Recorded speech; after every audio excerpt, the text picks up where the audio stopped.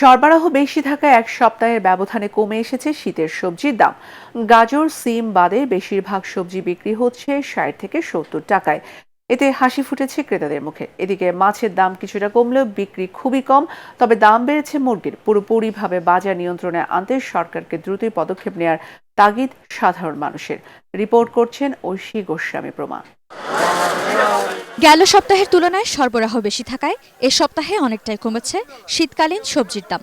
মূলা, ফুলকপি, বাঁধাকপি, ঢেঁড়স, বেগুন সহ বেশিরভাগ সবজি মিলছে ৬০ থেকে ৭০ টাকায়।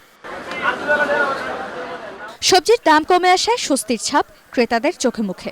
ব্যবসায়ীরা জানান, বাজারে শীতের সবজি আসতে শুরু করেছে। সব জিনিসের দাম কমছে, ওই সিন্ডিকেটে কমে গেলে দাম কমে যাবো। মোটামুটি একই রকম আছে দাম। আজকে আমার কাছে ভালোই মনে হইতেছে, যে খুব একটা বেশি তা না, মোটামুটি সন্তোষজনক। আর একটু কমলে পরে আমাদের জন্য ভালো হইতো। যার এরকম যদি থাকে তাও একটা রিজনেবলের ভিতর থাকবে, একটা সীমাবদ্ধের ভিতর থাকবে। এটার জন্য আমরা অনেকটা প্রশস্ত বোধ করি। শীতকালীন সবজি নামতেছে, তাই দাম তো একটু কম হবে অবশ্যই। তারপর আজকে ছিমের দামটা অন্য গতকালকের তুলনায় 20 টাকা বেশি। সবজির পাশাপাশি কমেছে মাছের দাম। তবুও মাছের বাজারে দেখা নেই ক্রেতার।